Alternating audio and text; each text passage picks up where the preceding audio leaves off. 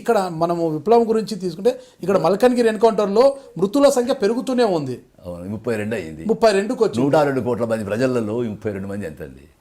అంటే ఇది అయితే ఇప్పుడు ఒకటి ఎటువైపు చూస్తాం అనేది, అదే మీరు చదువుతున్న టీ ఎంతవరకు వెళ్తుంది? మీరు ఎంతసేపు మీరు చదువుతున్న టీ కప్పులో అయిపోయిన సగం గురించి ఆలోచిస్తున్నారు, నేను ఇంకా ఉన్న సగం గురించి ఆలోచిస్తున్నాను.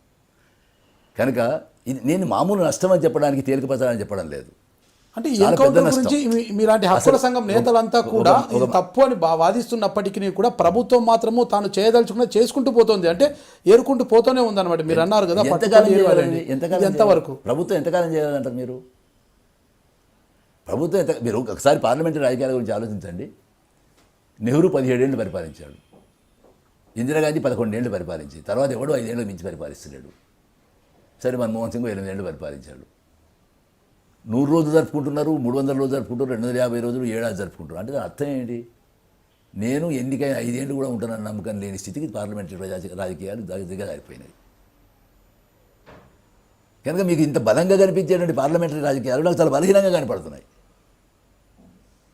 చాలా బలంగా కనిపించేటువంటి సామ్రాజ్యవాదం చాలా సంక్షోభంలో ఉన్నట్టు కనపడుతుంది. వాడు ఏం చెప్తున్నాడు? డొనాల్డ్ ట్రంప్ ఎన్నికలు జరపకండి, నన్ను అధ్యక్షునిగా ప్రకటించండి నేను చెప్తున్నాడు. వాడు ఎన్నికల్లో అంత విశ్వాసం లేని మనిషి, ప్రత్యక్షంగా ప్రజలు చేసేటువంటి ఓట్ల ద్వారా అధ్యక్షునిగా ఎన్నికయ్యేటువంటి మనిషి, the biggest democracy of the వరల్డ్లో ఎన్నికలు జరపకుండా నన్ను ప్రెసిడెంట్గా డిక్లేర్ చేయమంటుంది. ఇంతకంటే సామ్రాజ్యవాదం యొక్క డీజనరేషన్ ఇంకేమైనా అర్థం ఉన్నదండి?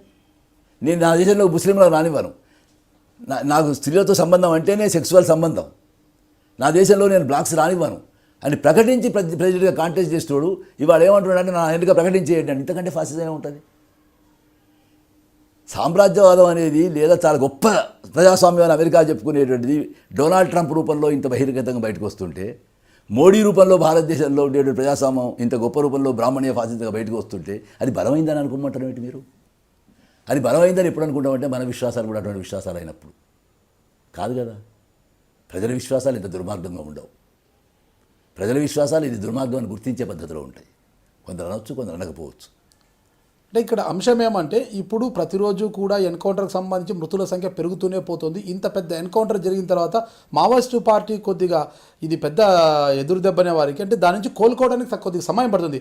ఆ సమయంలో మరింత మందిని కూడా ఏరివేసే ప్రక్రియకు ప్రభుత్వం శ్రీకారం చుడుతోంది. అంటే దీన్ని ఏ విధంగా ఎదుర్కొంటారంటారు? 74 మంది సిఆర్పిఎఫ్ వాడు చచ్చిపోతేనే వాడు మళ్ళకు సమకూర్చుకున్నాడు. వాళ్ళంతా కిరాయ సైనికులే. వాళ్ళు ప్రజల నుంచి ఇంకెంతమంది రిక్రూట్ కావడానికి అవకాశం లేదండి. ఇక్కడ ప్రజలు అజేయులండి. ఎక్కడి నుంచి వస్తారు క్యాడర్లు? నేను చెప్పాను 2వ తరం వచ్చేసింది అప్పుడు అని చెప్తున్నాను నేను.